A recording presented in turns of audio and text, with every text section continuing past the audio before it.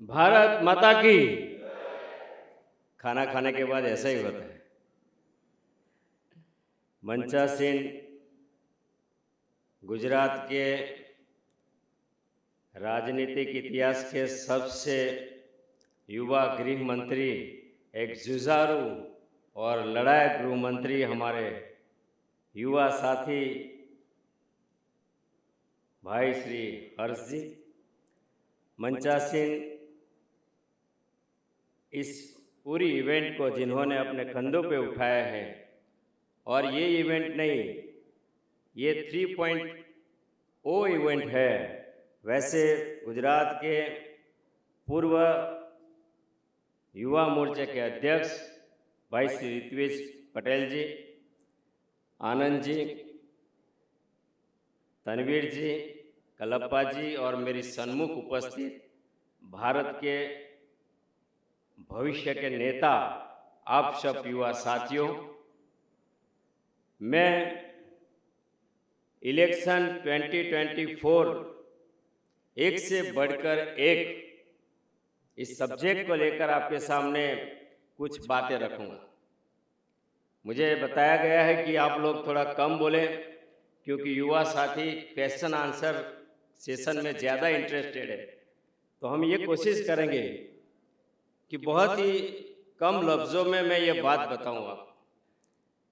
मैं ये बात ज़रूर कहूँगा कि देश के हम सब के श्रद्धेय प्रधानमंत्री, इस देश के प्रधानमंत्री 2014 में आरूढ़ हुए, इससे पहले देश में जो परिस्थिति थी, देश की जो स्थिति थी, उसको लेकर देश एक तरीके से निराश था। इस देश में हर दिन कोई न कोई स्कैम की खबरें आती थी। सरकार में कौन मंत्री है किसी को पता नहीं। हर कोई मंत्री अपने को प्रधानमंत्री समझ रहा था और प्रधानमंत्री को कोई प्रधानमंत्री नहीं समझ रहा था। एक तरीके से देश में पॉलिसी पैरालिसिस था, कोई निर्णय करने वाला नहीं था। तब देश की नज़र, जैसे पहले भी हुई है, इस देश को जब जब आवश्यक हुआ, इस देश की नज़र इस देश के पश्चिम छोर पे आया हुआ है, गुजरात की धरती पर। जब देश में आज़ादी की लड़ाई लड़नी थी, तब गांधी जी आए थे और देश को एक करने के लिए जरूर था। तब भी सरदार साहब आए थे और देश को सुशासन देने के लिए इसी धरती के पुत्र नरेंद्र भाई मोदी आए थे और 2014 में इन्होंने इस देश का शासन संभाला। और क्या हुआ, जैसे बच्चों ने बताया कि गरीब की बातें हर कोई करता था। यहाँ ऐसी सरकारें आई हैं जो गरीब की बातें करते थे, लेकिन गरीब कौन है वो तय नहीं कर पाती थी।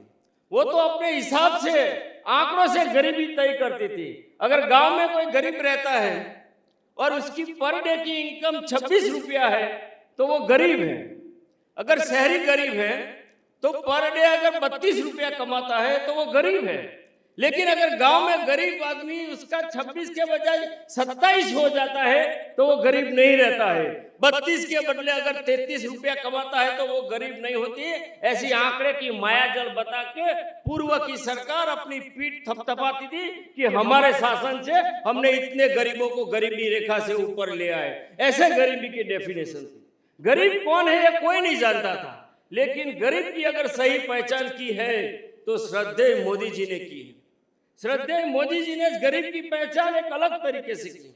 इस देश में जनधन अकाउंट स्कीम लाके उन्होंने इस देश में 40 करोड़ से ज्यादा लोगों का अकाउंट खुलवाया। वो गरीब जो बैंक का दरवाजे पे जाने से डरता था, मोदी जी ने बैंक को इस दरवाजे पे गरीब के घर पे पहुंचाया और आज 40 करोड़ लोगों का जनधन अकाउंट खुलवा। फाइनेंशियल इंक्लूजन का सबसे बड़ा काम किया। और वे इतना ही नहीं कि अकाउंट खोल दिए, लेकिन उस अकाउंट में डायरेक्ट बेनिफिट ट्रांसफर, जहां जहां टेक्नोलॉजी आती है वहां ट्रांसपेरेंसी आती है।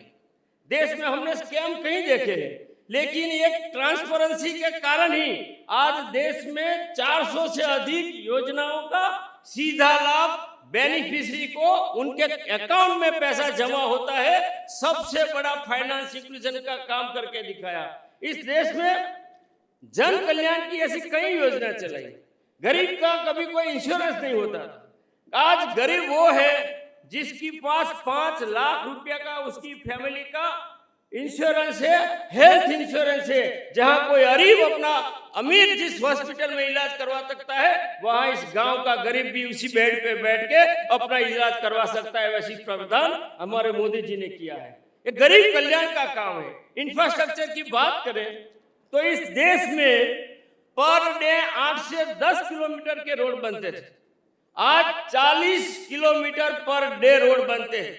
रेलवे की बात करें, हाईवे की बात करें, रेलवे, हाईवे, और हम अगर एरोप्लेन की बात करें, एविएशन की बात करें, तो देश में टेलीकम्युनिकेशन का इंफ्रास्ट्रक्चर भी बड़ा है।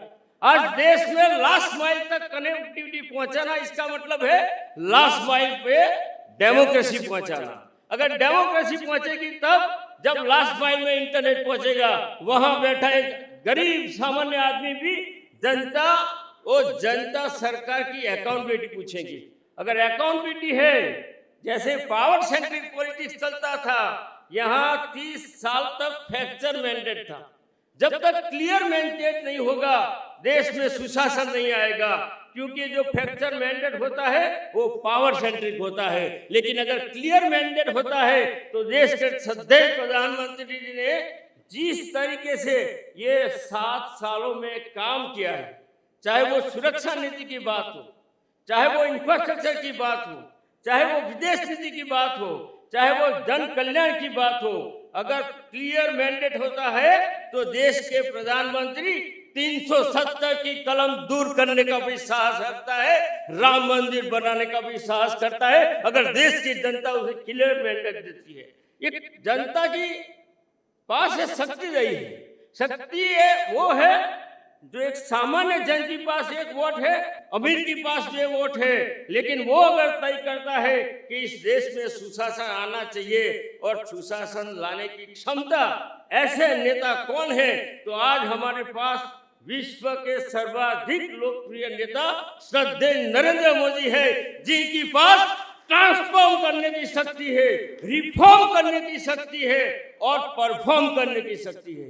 इस देश में पहली बार सिटीजन सेंट्रिक गवर्नमेंट चल रही है। ये पावर सेंट्रिक से हटकर सिटीजन सेंट्रिक गवर्नमेंट चलती है। इसका सबसे बड़ा उदाहरण इस देश ने 7 सालों में देखा है। हम सब आने वाले इलेक्शन में जो बेस बना है, जो आधार बना इस देश का, जिस तरीके इस देश की एक इमेज विश्व में बनी है, जिस तरीके से मुझे तो कोई लोग बता रहे थे कि जब दुनिया के अन्य देशों में हमारे एशियन, हमारे भारतीय के साथ जब कोई पाकिस्तानी रहता है तो पाकिस्तानी भी अपने आप को हिंदुस्तानी कहता है। ऐसी इमेज अब बनी है हमारे देश की। ये देश की इमेज इतनी बदली है तो ये केवल मोदी जी के कारण बनी है। तो आज आने वाले समय में, क्योंकि आप तय करने वाले हैं कि भारत का भविष्य कैसा हो, ये आपके पास ये निर्णय होने वाला है। और हम सब जानते हैं कि इंडिया क्या है। इंडिया एक मैप नहीं है, इंडिया कोई ध्वजा नहीं है, इंडिया कोई पर्वत नहीं है। इंडिया आप है, इंडिया मैं हूं। आप और मैं जैसा बिहेव करेंगे वैसा इंडिया बनेगा। तो आने वाले समय में एक रिस्पॉन्सिबल सिटीजन होने के नाते हम ये तय करें कि इस देश में जो आधार बना है, और आधार पे हम जब उज्जवल भविष्य भारत का निर्माण करने जा रहे हैं, तो वो भव्य भारत निर्माण के लिए हम सब एक जिम्मेदार नागरिक की हैसियत से काम करें और ऐसी पार्लियामेंट एक चर्चा करें कि हम कैसा भारत चाहते हैं, और एक जो भारत हमने हमारी कल्पना में है वैसा भारत बनाने के लिए हम सब इस बात को आगे बढ़ाएं। आप सबको बहुत बहुत धन्यवाद।